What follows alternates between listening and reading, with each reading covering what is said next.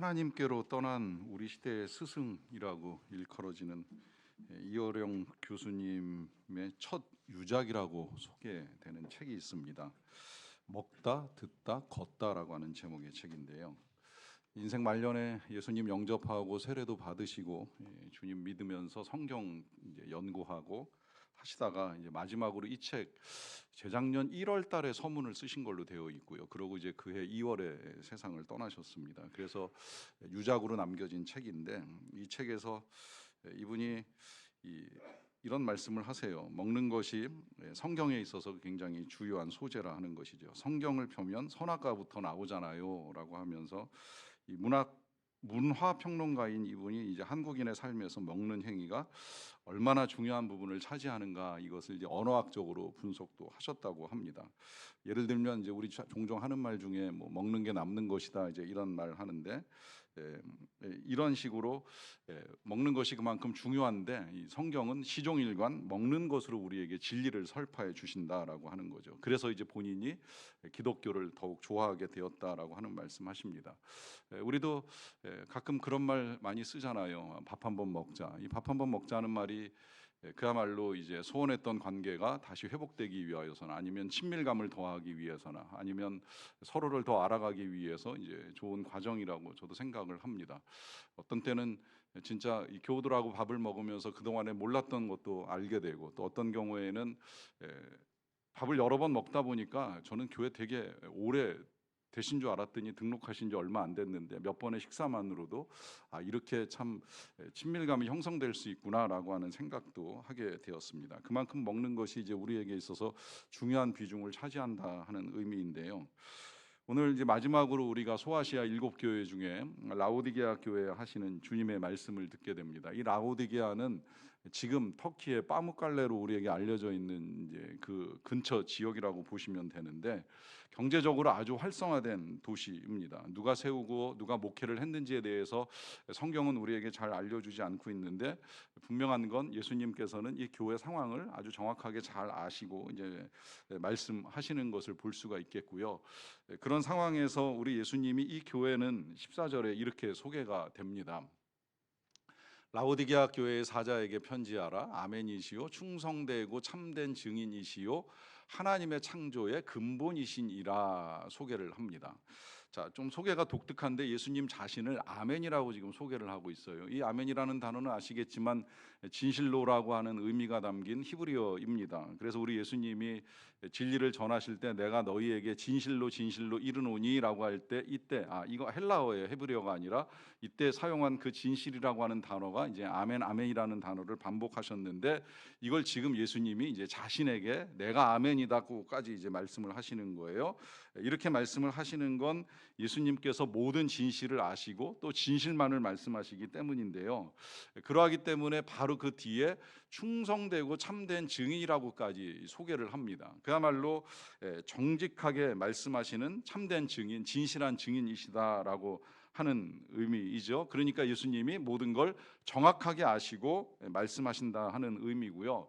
자, 이와 더불어서 하나님의 창조의 근본이신이라고까지 소개를 합니다. 뭐 이건 예수님께서 하나님의 아들로 하나님의 창조에 동참하셨다라고 하는 건 틀림없는 사실이지요. 이걸 이제 오늘 우리가 읽었던 교동문에서 태초부터 계셨던 하나님의 말씀으로 하나님과 함께 창조의 역사를 이루어 가신 전능하신 말씀이 바로 예수님이시다라고 하는 건 틀림없는 사실인데요. 중요한 건 이제 이런 예수님 자신에 대한 소개를 지금 이 교회에 하고 있다는 것인데 왜 특별히 우리 예수님께서 이 창조 사실을 다시 이 교회에 알려주시는가 하는 이유는 이 교회가 새 창조의 역사가 필요합니다. 이 창조라고 하는 건 하나님의 창조로 완전한 세상이 되기는 하였지만 그러나 죄악으로 오염되고 타락한 이 우리에게 있어서는 주님의 재창조의 역사가 필요합니다. 누구라도 다 그러합니다. 그 창조의 역사가 필요하기 때문에 우리가 이제 주님을 찾고 만나면서 새로운 삶, 새로운 피조물로서의 인생을 시작하게 되는데 특별히 이 교회 성도들에게 이와 같은 새 창조의 역사가 필요한 거예요. 지금 변화가 필요합니다. 그리고 그 변화, 새 창조의 역사는 주님과 함께하지 아니하면 아니 된다라고 하는 거. 이것이 그냥 단순히 사람들의 결심이나 다짐만으로 이루어지는 것이 아니라 주님과 함께할 때에 새로운 피조물이 되고 주님과 함께할 때에 거듭난 삶을 살아갈 수 있기에 오늘 주님이 다시 한번 이렇게 자신을 소개하시면서 이제 말씀을 하십니다. 근데 말씀이 안타깝게도 이 교회가 이 사대교회와 마찬가지로 칭찬이 없는 두 교회 중에 한 교회인데요. 바로 예수님께서 그들의 행위를 아신다고 하시면서 이렇게 15, 16절에 말씀하세요. 내가 네 행위를 아노니 네가 차지도 아니하고 뜨겁지도 아니하도다. 네가 차든지 뜨겁든지 하기를 원하노라. 네가 이같이 미지근하여 뜨겁지도 아니하고 차지도 아니하니 내 입에서 너를 토하여 버리리라 하시면서 지금 이 교회가 책망받는 내용은 차갑지도 뜨겁지도 않다는 거예요. 그래서 미지근하니까 이걸 토해 버리겠다고까지 하시면서 지금 예수님께서 이 교회를 향한 책망을 하고 계십니다. 여러분, 이게 왜 지금 문제가 되겠습니까? 도대체 뜨거운 건 뭐고 차가운 건 뭐고 또 미지근한 건 도대체 문제가 될까 하는 생각을 다시 한번 해봅니다. 저도 한때는 얼죽아였습니다. 그래서 강단에 제가 먹는 물은 항상 아이스로 달라고 제가 요청을 하고 찬물을 먹었었는데 이게 세월이 흐르고 저도 나이가 들다 보니까 차가운 것이 항상 좋지만은 않더라고요. 영하로 내려가는 이 새벽 날씨에는 차가운 것보다는 차라리 미지근한 게 낫겠다 싶어서 이제 요 겨울에는 물을 섬겨 주시는 분들이 되게 미지근한 물로 섬겨 주시는데 때로는 미지근한 게 나쁜 거 아니잖아요. 신앙생활도 마찬가지라고 생각이 드는 거예요. 여러분 혹시 그런 생각 안 해보셨어요? 내가 뜨겁지는 않아도 불신자보단 낫지 않나? 교회 안 다니는 사람들보다야 낫지 않은 이런 생각 혹시 하고 계신지 않으신지 모르겠어요. 그런데 주님은 차든지 뜨겁든지 하라고 하시는 거예요. 미지근하면 토해 버리시겠다라고 하는 거예요. 그러면 이 미지근하다는 건 뭐고 또 뜨겁다는 건 뭔가? 그럼 뜨겁다는 건 뭔가 열심을 내야 되고 열정을 가져야 되는 것인가? 그렇다면 그 열심과 열정만 있으면 아무 문제가 없다는 것인가? 라고 하는 질문을 할 수밖에 없지요. 자, 이것을 우리가 좀 더 잘 이해하기 위해서 그 다음 구절을 좀 읽어 나갈 필요가 있는데요. 16, 17절입니다. 네가 말하기를 나는 부자라 부요하여 부족한 것이 없다하나 네 곤고한 것과 가련한 것과 가난한 것과 눈먼 것과 벌거벗은 것을 알지 못하는도다라고 하는 말씀을 하십니다.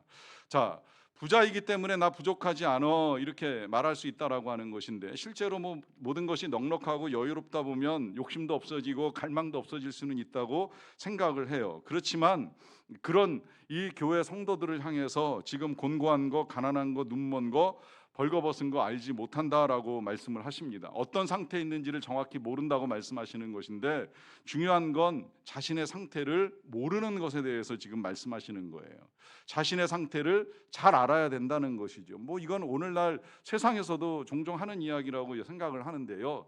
자기 객관화가 필요하다 이렇게 이야기하잖아요. 자기를 자기 주관적으로 보는 것이 아니라 객관적으로 볼 수 있어야 된다는 거예요. 근데 이때 이 객관이라고 하는 것도 내 기준이나 내 생각이 아닙니다. 또 남의 판단이나 남의 눈만으로도 안 됩니다. 이거 객관화가 정확하게 되려고 하면 주님의 눈으로 볼 수 있어야 된다는 거예요.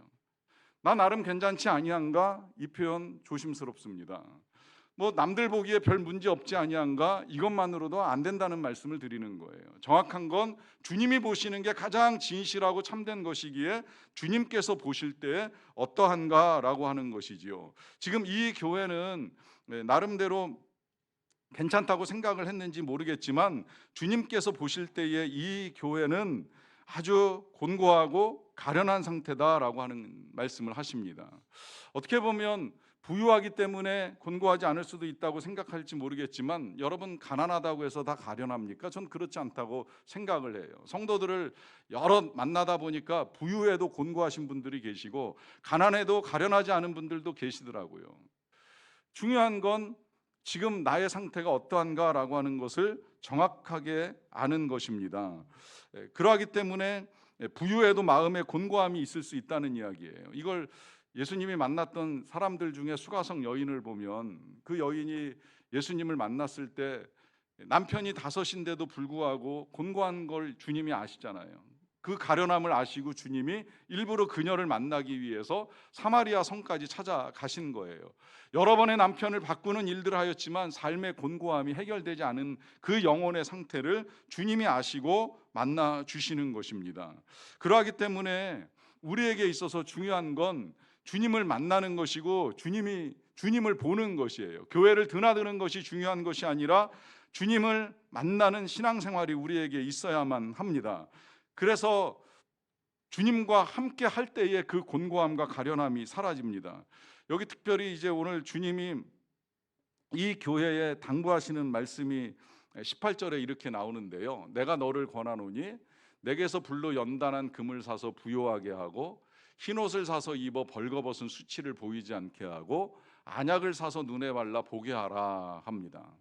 그냥 문자 그대로 읽어 나가다 보면 뭔가 투자를 해야 될 것 같고 좋은 걸 사 입어야 될 것 같고 뭔가 좋은 약을 발라야 될 거라고 생각을 하잖아요. 그런데 이게 지금 예수님께서 이 교회가 처해 있는 지역과 교회의 상황을 잘 아시고 이해하기 쉽게 설명을 하는 거예요. 참고로 이 라우디게아 지역에는 파묵갈레로부터 시작한 이 온천이 과거에 굉장히 발달해 있었고 또 한편에서는 이 시내도 아주 잘 흐르고 있는 지역이어 가지고 이 두 물줄기가 만나면서 이제 미지근한 물도 흘러내려가는 것이기 때문에 이 지역의 상황과 함께 뜨겁지도 않고 차갑지도 않다 이제 이런 말씀 하시는 것도 알 수가 있겠고요.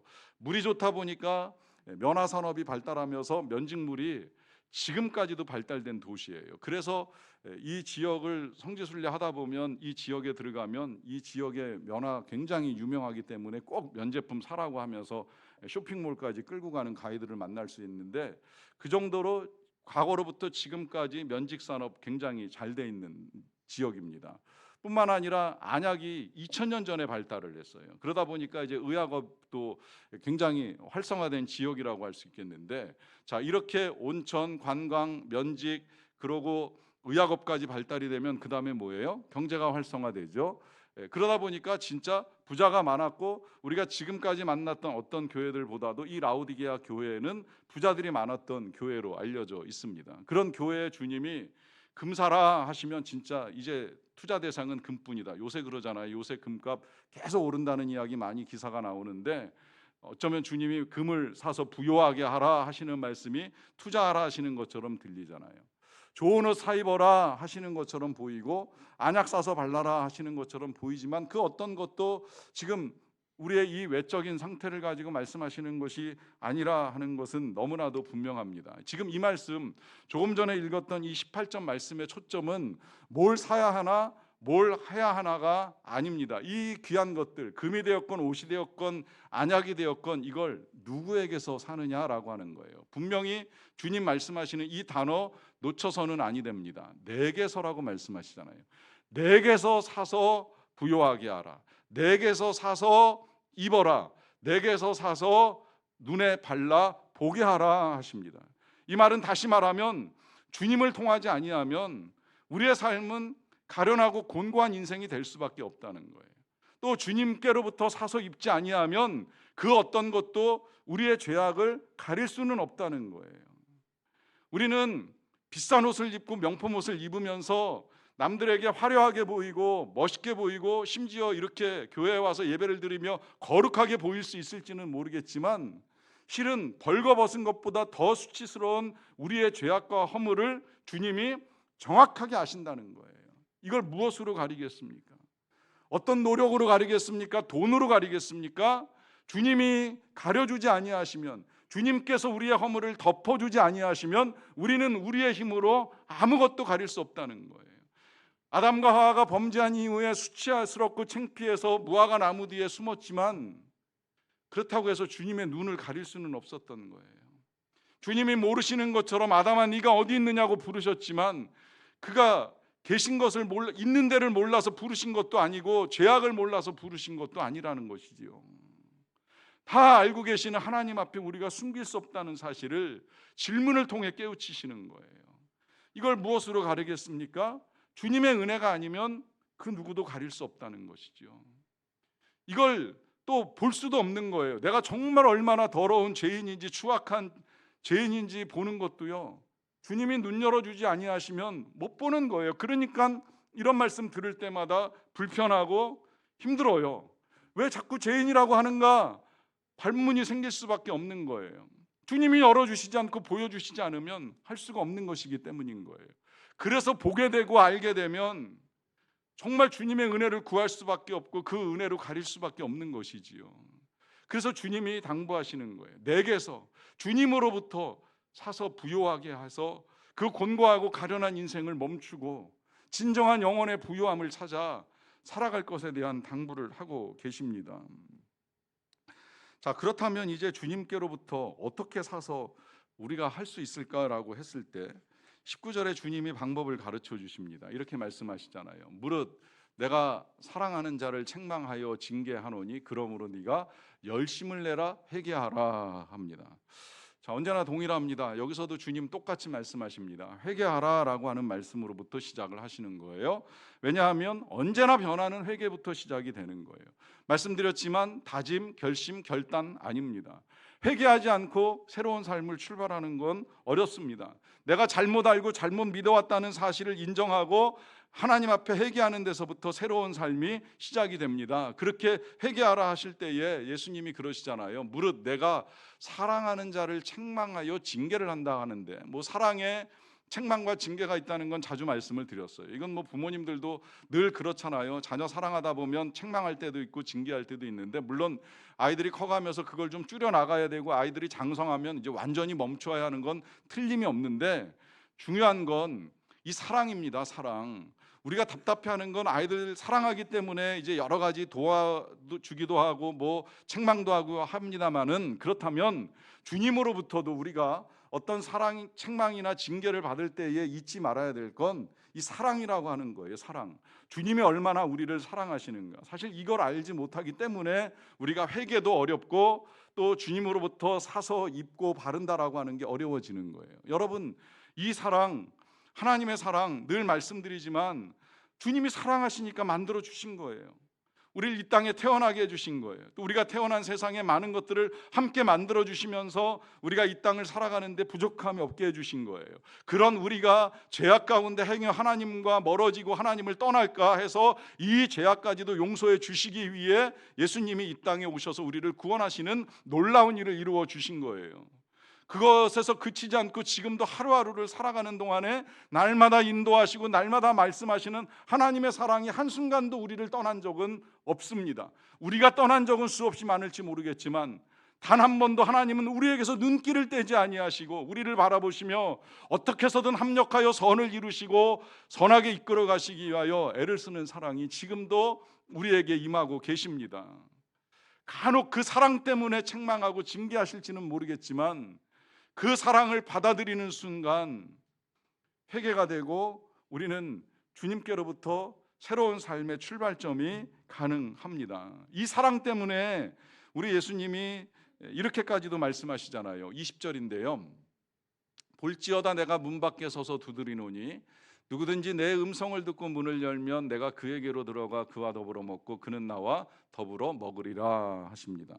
아주 유명한 말씀이지요. 이게 주로 이제 많은 전도지에 들어있는 말씀이고 전도할 때 썼던 말씀이에요. 마지막에 영접을 하도록 하기 위하여서 예수님이 하고 계시는 모습을 이 말씀과 함께 설명을 하잖아요. 문 밖에 서서 주님이 두드리신다라고 하는 겁니다. 그러면 마음의 문을 여십시오. 열면 주님이 들어오십니다. 그러면 영접하시고 이제 주님과 함께 새로운 삶을 시작하실 것입니다라고 하는 말씀, 주로 불신자에게 저도 해왔었기 때문에 이게 불신자를 향한 말씀인 줄 알았어요. 그런데 이 말씀 읽어 나가다 보니까 아니잖아요. 누구한테 하시는 말씀이에요? 교회에, 성도들에게 하시는 말씀이에요. 교회를 다니는 사람들에게 말씀하시는 거예요. 나는 부요하여 부족한 것이 없다라고 하면서 자신의 가련함과 곤고함을 모르는 성도들에게 하시는 말씀이에요. 내가 문 밖에 서서 두드린다. 문을 열어다오. 내가 그에게로 들어가고 싶다. 그와 더불어 먹고 싶다. 그도 나와 더불어 먹었으면 좋겠다.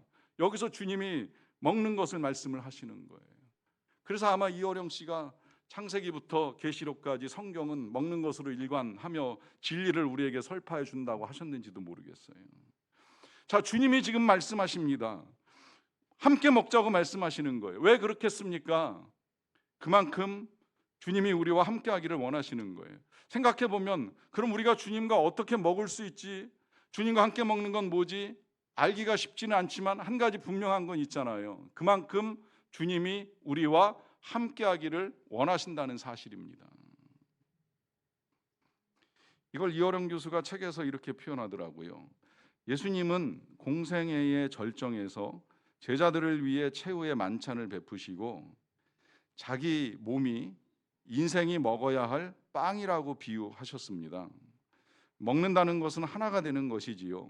즉 빵을 먹어 육체 안으로 들이는 것처럼 예수님을 먹어 그분의 가르침을 우리 몸 안에 들여야 합니다.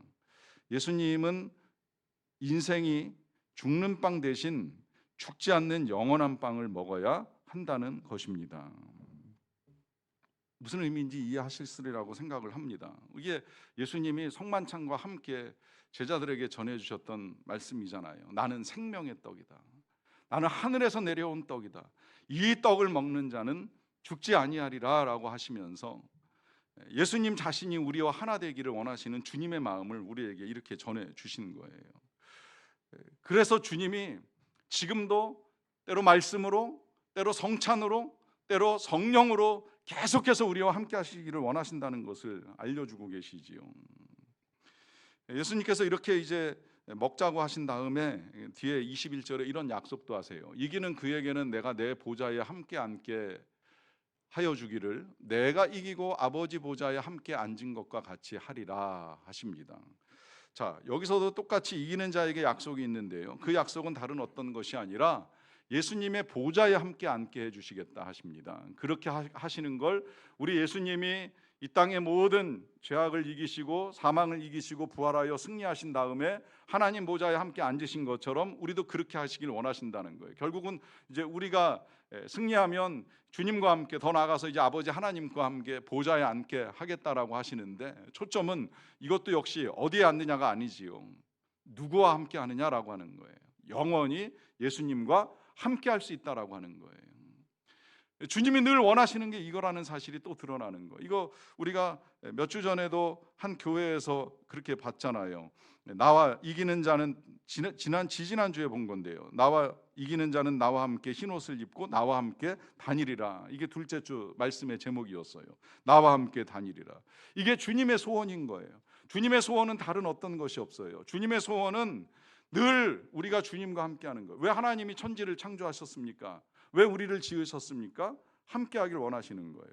왜 예수님이 이 땅에 오셨습니까? 우리와 함께하길 원하시는 거예요. 왜 예수님이 성령을 보내주셨습니까? 우리와 함께하길 원하시는 거예요. 왜 지금도 예수님이 문 밖에 서서 우리 마음 문 밖에 서서 두드리고 계십니까? 우리와 함께하길 원하시는 거예요. 왜 함께하길 원하십니까?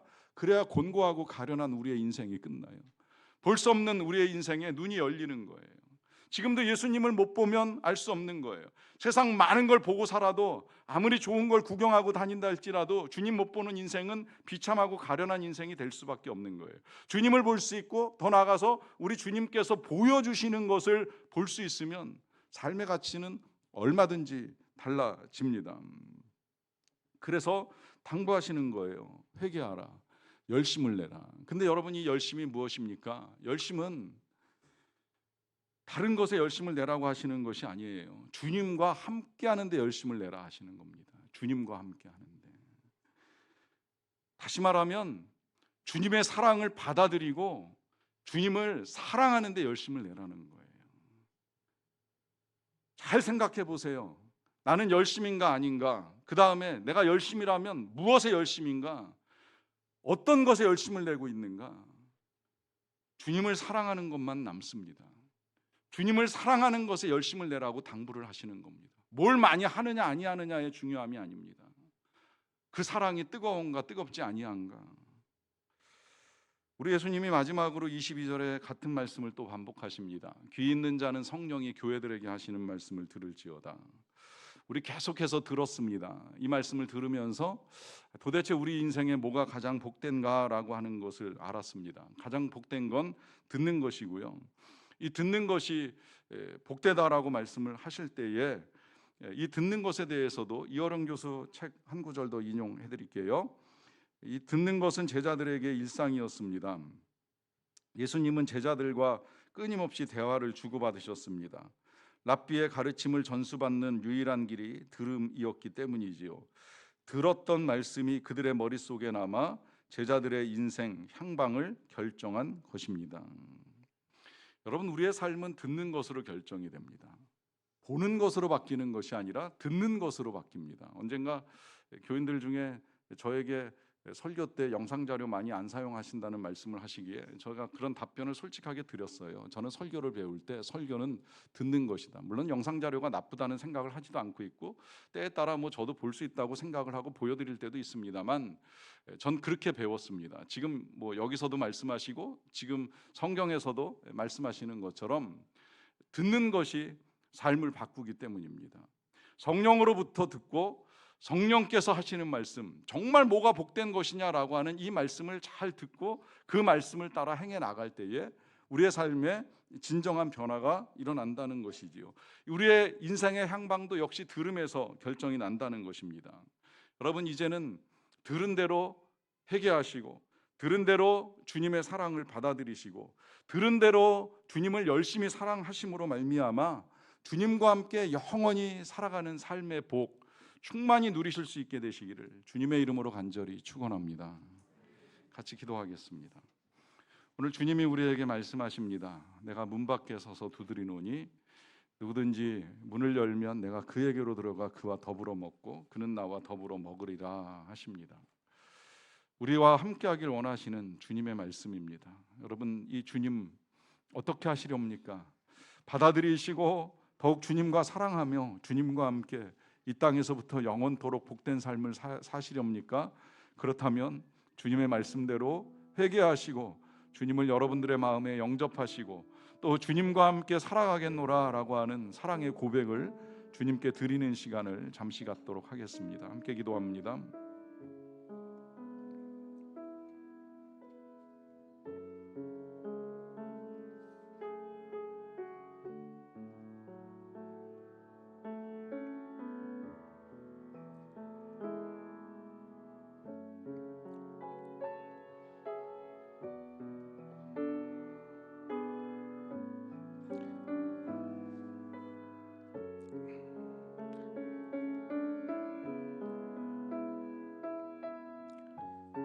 사랑의 주님, 감사합니다. 새해를 시작하며 어떤 게 복인가, 무엇이 복된 삶인가 우리를 알 수 있게 하여 주셔서 감사드립니다. 우리의 귀에 들려주신 성령의 깨달음과 뜻에 따라 주님과 함께하는 삶을 살기 원합니다.